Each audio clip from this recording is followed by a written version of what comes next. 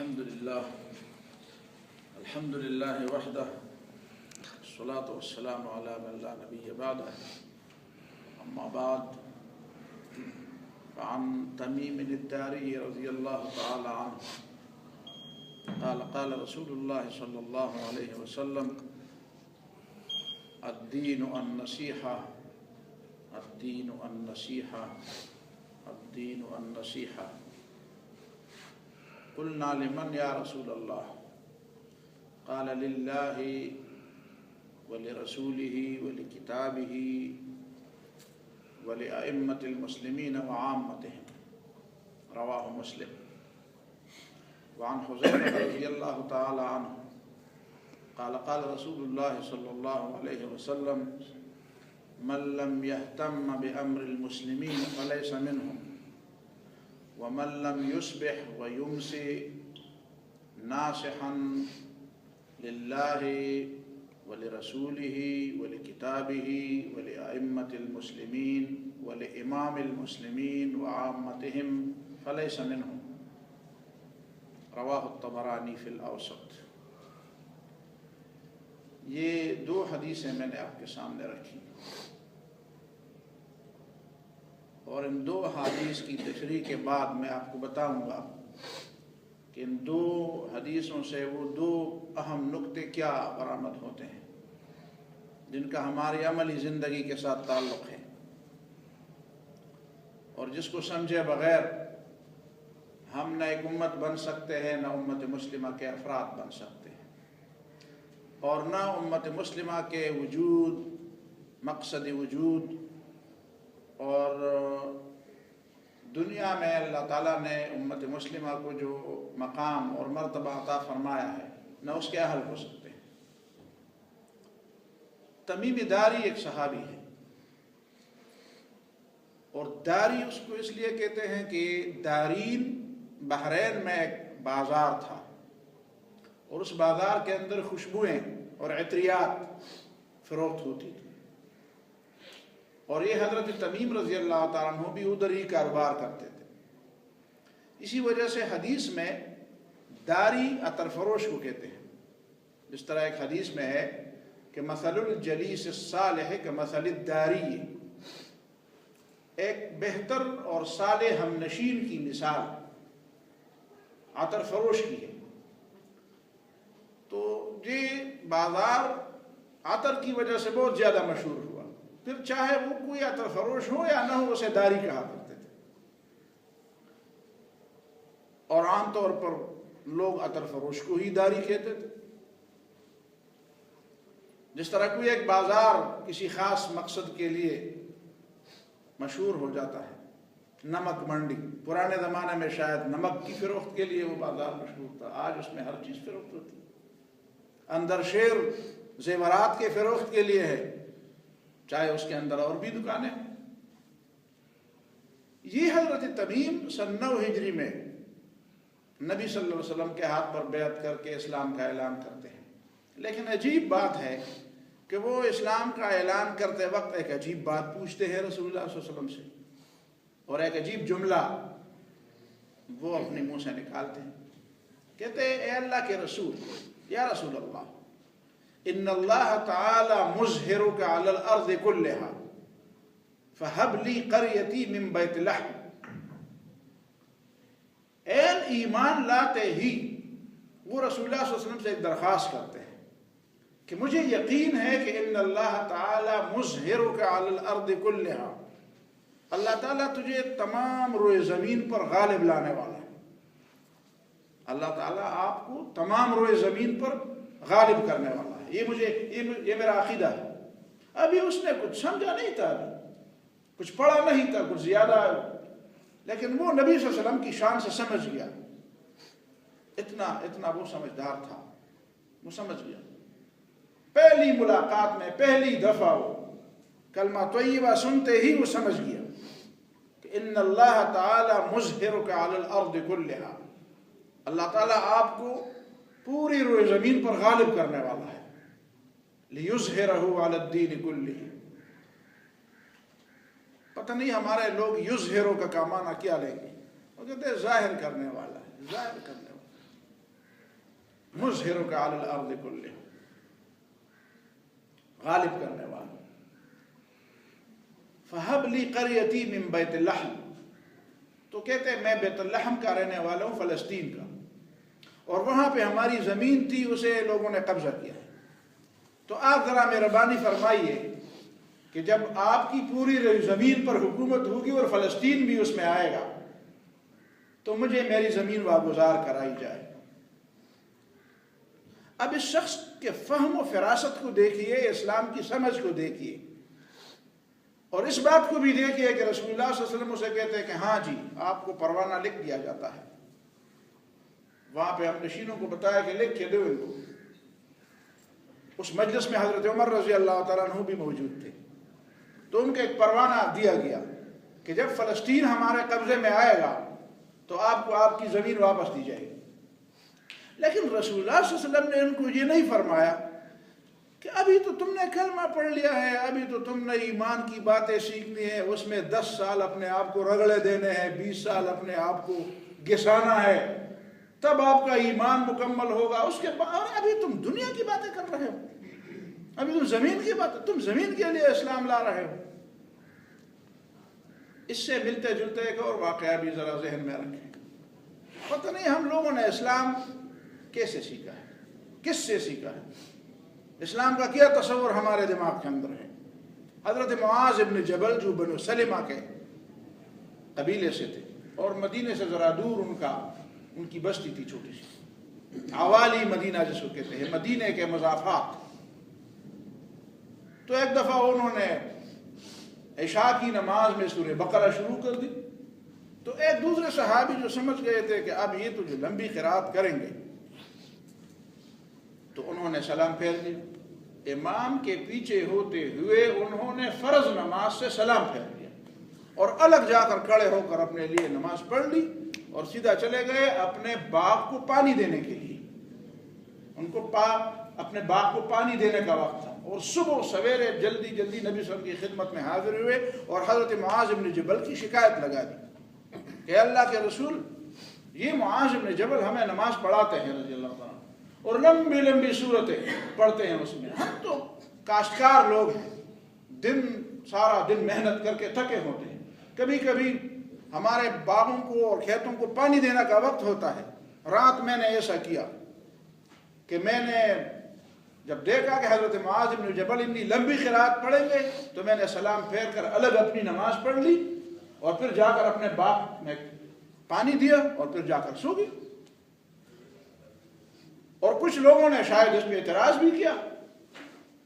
اب بجائے اس کے کہ معاذ بن جبل اعتراض کرتے، ہمارے زمانے کی بات ہوتی تو معاذ بن جبل اعتراض کرتے کہ دیکھو یہ کیسا مسلمان ہے، اس نے تو نماز سے سلام پھیر کر الگ اپنی نماز پڑھ لی اور چلا گیا کھیت کو پانی دینے کے لیے، اس کا ایمان ابھی مکمل نہیں ہے، اس کا خدا پر اعتماد نہیں ہے کہ خدا رزق دیتا ہے، باغ رزق نہیں دیتا۔ ہمارے ہاں تو یہ باتیں ہوتی ہیں، اچھا باغ رزق دیتا ہے خدا نہیں دیتا، تمہیں خدا پر ایمان نہیں ہے، ہمارے ہاں یہ باتیں ہوتی ہیں۔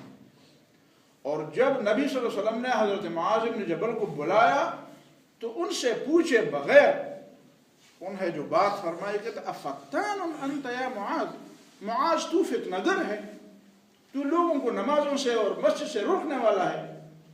بار بار فرمایا افتان انت یا معاذ، معاذ تو فتنہ گر ہے، تو لوگوں کو نماز سے روکنے والا ہے۔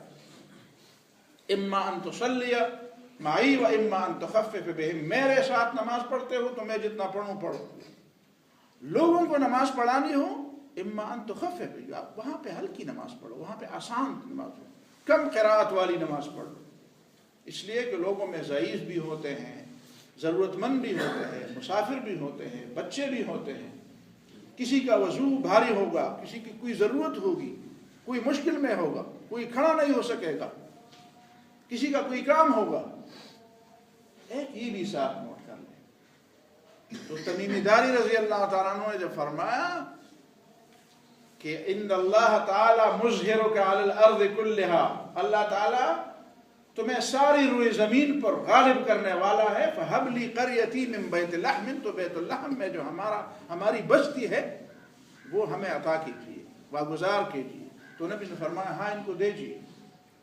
اور پھر کیا ہوا پھر جب سن 17 ہجری میں فلسطین فتح ہوا تو وہی رقعہ نبی صلی اللہ علیہ وسلم کا لکھوایا ہوا وہ حضرت تمیم داری لے آئے اور حضرت عمر رضی اللہ تعالیٰ عنہ کو کہا کہ مجھے میری زمین واگزار کرائی جائے. تو حضرت عمر نے فرمایا انا شاہد کا، رقعہ کی ضرورت نہیں ہے، میں گواہ ہوں، میں اس واقعے کا گواہ ہوں جب آپ نے نبی صلی اللہ علیہ وسلم سے یہ بات کی تھی اور رسول اللہ صلی اللہ علیہ وسلم نے اس کی منظوری فرمائی تھی. میں اس موقع کا گواہ اور زمین واگزار کر کے اس کے حوالے کروں. یہی حضرت تمیم داری نبی صلی اللہ علیہ وسلم سے ایک حدیث روایت کرتے ہیں. دوسری بات، وہ حدیث کیا ہے؟ وہ حدیث ہے الدین النصیحہ. اسلام دین ہے، اسلام مذہب نہیں، دین ہے، نظام زندگی گزارنے کا طریقہ ہے، اس کو دین کہا جاتا ہے. اسلام کا نام دین ہے. ان الدین عند اللہ الاسلام، دین اسلام ہے اور اسلام دین ہے. اور دین کا مفہوم یا دین کا مدعا کیا ہے؟ الدین النصیحہ، دین مخلصانہ تعلق کا نام ہے. ہمارے ہاں عام طور پر نصیحت کا معنی خیرخواہی کی جاتی ہے، لیکن میں سمجھتا ہوں، میں نے جتنا سوچا، نصیحت کا لفظ عربی میں ایک نرالا لفظ ہے. پہلے بھی میں نے اس بات کی کچھ تشریح کی تھی لیکن لوگ بھول جاتے ہیں. نصیحت میں 2 باتیں شامل ہیں. جوڑنا، ناصح ٹیلر کو کہتے ہیں، خیاط درزی کو عربی میں ناصح بھی کہتے ہیں، خیاط بھی کہتے ہیں، ناصح بھی کہتے ہیں. نسخ کا معنی ہے کہ وہ پھٹے ہوئے ٹکڑوں کو جوڑتا ہے، کٹے ہوئے ٹکڑوں کو جوڑتا ہے. یہ جوڑنا، من سہا سوئی کو کہتے ہیں، اس سوئی کو جس سے آپ کپڑوں کے پٹے ہوئے حصے جوڑتے ہیں، جوڑنے والا. اور نصح کا معنی ہے خالص صفائی، ایسی صفائی کرنا جس میں صفائی کا کوئی پہلو ذہنوں سے اوجھل نہ ہو جائے. کس چیز سے صفائی کرنی ہے اور کس مقصد کے لیے صفائی کرنی ہے، وہ ساری باتیں پیش نظر ہوں اور ان سارے مقاصد کو حاصل کیا جائے.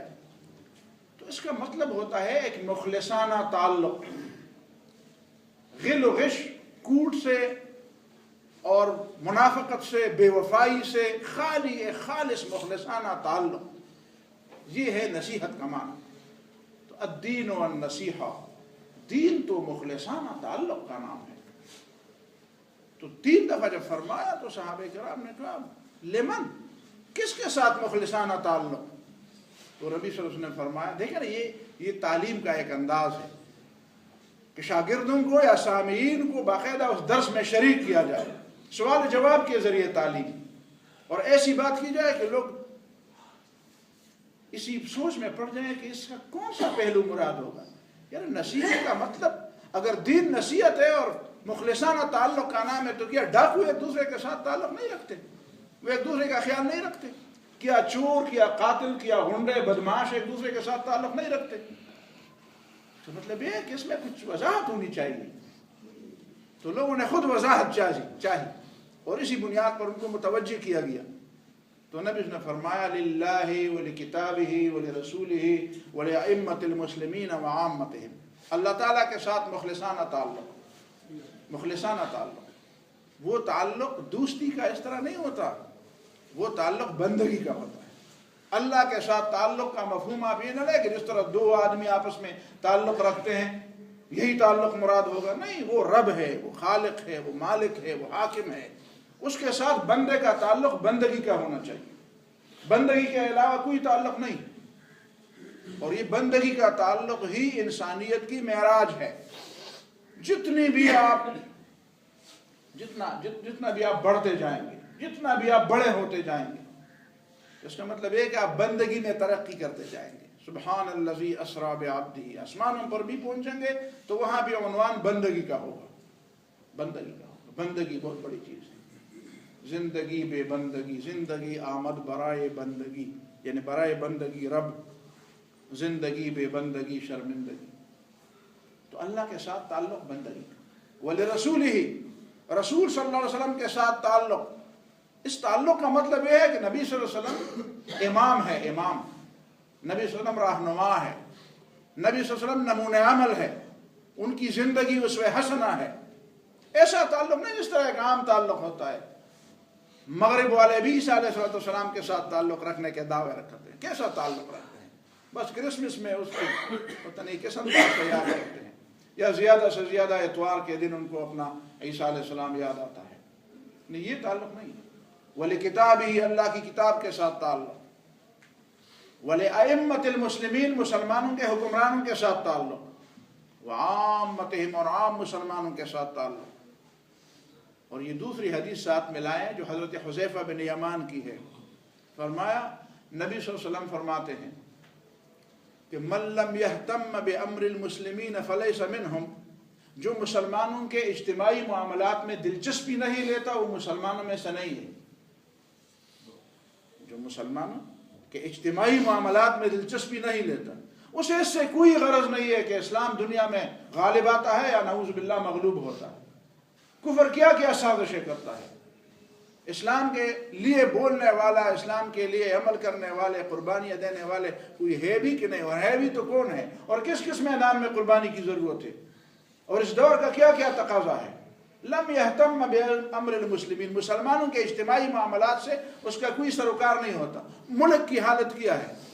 ملک کی حالت، سیاسی حالت، معاشی حالت، عام اخلاقی حالت، مسلمانوں کی اجتماعیت کس طرف جا رہی؟ کہتے ہیں مجھے اس سے غرض نہیں، مجھے تو بس اپنی فکر ہے، میں تو اپنے آپ کو جہنم سے نکالنے والا ہوں، جہنم سے بچانے والا ہوں. یہ تعلیم دی جا رہی ہے. تمہارے اندر اپنی غلطیاں ہیں تو اپنے غلطیوں کی طرف توجہ دو. من لم يهتم بامر المسلمین فلیس منہم، جو مسلمانوں کے اجتماعی معاملات میں دلچسپی نہیں لیتا، اسے اہمیت نہیں دیتا، وہ مسلمان. آج مسلمان اپنے آپ کو اہمیت دیتا ہے، اپنی اولاد کو اہمیت دیتا ہے، اپنے مفادات کو اہمیت دیتا ہے، اپنے گروہ اور اپنے خاندان کو اہمیت دیتا ہے، اپنی ذاتی دلچسپیوں میں، اپنے ذاتی معاملات کو اسی کو اہمیت دیتا ہے. مسلمانوں کے مولا کہتے ہیں یار بس انگار جانے لوہار جانے، چھوڑے لوگوں کو، ہم اپنی فکر میں لگے ہوئے ہیں. اور اسی وجہ سے دشمن اس بات پہ کامیاب ہو گیا کہ وہ آپ کے اجتماعی معاملات کو اپنے ہاتھ میں لے لیں. آپ کے اجتماعی معاملات کے ذمہ داران بھی اپنے ہی آپ میں مگن ہے. وہ مسلمانوں کے وفادار نہیں ہے. دو چیزیں، جو مسلمانوں کے معاملات میں مداخلت نہیں دیتا، جو مسلمانوں کے معاملات میں دلچسپی نہیں رکھتا، اس کا مطلب یہ ہے کہ وہ اسلام کے ساتھ وفادار نہیں ہے، وہ اپنی ذات کے ساتھ وفادار. ان احادیث سے یہ دو باتیں، ایک اپنی ذات کی بجائے اسلام کے ساتھ وفا. یہ اسلام کے ساتھ وفاداری بڑی چیز ہے. یہ اسلام کے ساتھ وفاداری بڑی چیز ہے. یہ طبرانی کی ایک ہی روایت ہے. نبی صلی اللہ علیہ وسلم کو ایک معاہد نے شکایت کی کہ ہمارے ایک آدمی کو آپ کے آدمی نے قتل کیا. وہ ذمہ تھا، غیر مسلم تھا، لیکن آپ کے ملک کا باشندہ تھا. اس کو آپ کے آدمی نے قتل کیا. نبی صلی اللہ علیہ وسلم نے اس آدمی کو بلایا اور اس کی سے قصاص لینے کا حکم دیا. اور حکم دیتے ہوئے، قصاص کا حکم دیتے ہوئے نبی صلی اللہ علیہ وسلم نے ایک جملہ فرمایا، انا احق من اوفى بذمته، میں پورے انسانوں میں اس بات کا سب سے بڑا دعویٰ دار ہوں کہ میں معاہدے کا زیادہ سے زیادہ پابندی کرنے والا ہوں، میں معاہدے کا سب سے زیادہ وفا کرنے والا ہوں. حضرت عمر رضی اللہ تعالیٰ عنہ نے ایک دفعہ راہ چلتے ہوئے نبی صلی اللہ علیہ وسلم کو یاد کیا. نبی صلی اللہ علیہ وسلم کی یاد نے ستایا ہوگا تو ایک شعر تھا، وما حملت من ناقة فوق رحلها ابر واوفى ذمة من محمد. عرب اونٹنی پر سواری کو بڑے فخر سے ذکر کرتے ہیں. عام طور پر انسان کی سواری کے لیے اللہ تعالیٰ نے، یہ انسانی تکریم ہے کہ اللہ تعالیٰ نے انسان کو سواری مہیا کی ہے. تو اونٹنی کی سواری کا مطلب یہ ہے کہ وہ بہت دور دور کے سفر کرنے والا ہے اور بہت مشقت کے سفر اٹھانے والا ہے، اور سفر میں بڑی تکلیفیں، اور ان کی منزل بڑی دور کے منازل کے لیے لوگ اونٹنیوں پر سفر کرتے تھے. قریب کے منازل کے لیے تو گھوڑے بھی کافی تھے، لیکن جب دور کے منزلیں، دور کی مسافتیں طے کرنی ہوں، لمبی مسافتیں طے کرنی ہوں اور بہت زیادہ مشکلات سفر میں برداشت کرنے ہوں، تو وہ سفر کی صعوبتیں برداشت کرنے کو حمیت اور غیرت سمجھتے تھے، اس کو مردانگی سمجھتے تھے، اس کو انسان کی کرامت سمجھتے تھے. تو فرمایا وما حملت من ناقة فوق رحلها، اونٹنی کی سواری جن لوگوں نے کی ہے، ابر و اوفا ذمة من محمدی، تو محمد صلی اللہ علیہ وسلم سے زیادہ نیک اور زیادہ معاہدے کے پابند شخص نے کبھی اونٹنی پر سواری نہیں کی. وہ معاہدے کے زیادہ پابند، وہ زیادہ سے زیادہ وفادار. تو وہ شخص وفادار نہیں ہے جو اپنے آپ سے وفادار. اسے وفادار نہیں کہتے جو اپنے خاندان سے وفادار. اسے وفادار نہیں کہتے جو اپنے مفاد سے وفادار. اسے وفادار نہیں کہتے جو غیروں سے وفادار ہو. یہ درمیان میں ایک چھوٹی سی بات آ گئی. ہندوستان کے کسی عالم سے کسی نے پوچھا تھا یہ کتا کیوں حرام ہے؟ اس نے کہا بس اللہ نے حرام ہے. حرام کہتے یار کتا تو بڑا وفادار ہے، وفادار کرنا تو پھر اس کو حرام کیسے کیا دیں؟ اس نے کہا پتہ چلا کہ آپ کو انگریزوں کے پنجے کے نیچے اور انگریزوں کے استبداد کے نیچے زندگی گزارتے گزارتے آپ کو وفا کا بھی پتہ نہیں چلا. آپ اس کو وفا سمجھتے ہیں جو غیروں سے کی جائے. وفا اس کو کہتے ہیں جو اپنوں سے کی جائے. کتا اپنوں کا غدار ہے، غیروں کا وفادار ہے. وہ کبھی کتے سے وفا نہیں کرتا. کتا کتے سے وفا نہیں کرتا، کتا انسان سے وفا کرتا ہے. یہاں بھی کتے کے ساتھ وفا کرنے والوں نے ایک بیج بویا کہ یہاں کے لوگ مغرب والوں سے وفا کرے، اپنے لوگوں سے غداری کر دے. کہتے یہ بڑے وفادار لوگ ہیں، ان کو بڑے بڑے مراعات ملے، ان کو بڑی بڑی جاگیریں دی گئی، ان کو بڑے بڑے خان اور پتہ نہیں کیا اور کیا القاب سے نوازا گیا. یہ کون لوگ تھے؟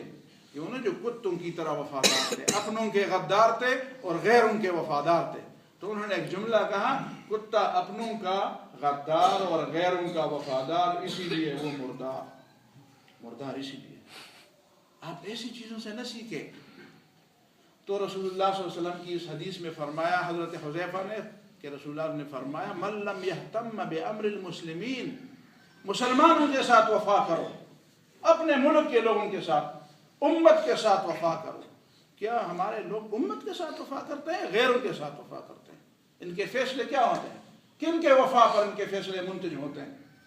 اور پھر فرمایا کہ وَمَن لَمْ يُصْبِحْ وَيُمْسِ، جو صبح اور شام اسی ایک نقطے کے ارد گرد نہ گھوما، ناصحاً للہ ولرسولہ، کہ اس کا تعلق اللہ کے ساتھ مخلصانہ تعلق ہو، اللہ کی کتاب کے ساتھ اس کا تعلق مخلصانہ ہو، اللہ کے رسول کے ساتھ اس کا تعلق مخلصانہ ہو، مسلمانوں کے اماموں اور مسلمانوں کے ذمہ داروں کے ساتھ اس کا تعلق مخلصانہ ہو، اور عام مسلمانوں کے ساتھ اس کے تعلق مخلصانہ ہو. ایسا نہ ہوا، صبح و شام اس نقطے کے ارد گرد نہ گھوما، فلیس منہم، یہ مسلمانوں میں سے نہیں. آپ اس کو مسلمان کہتے رہیں، میں بھی کوئی فتویٰ نہیں لگاتا کہ فلان کافر ہے.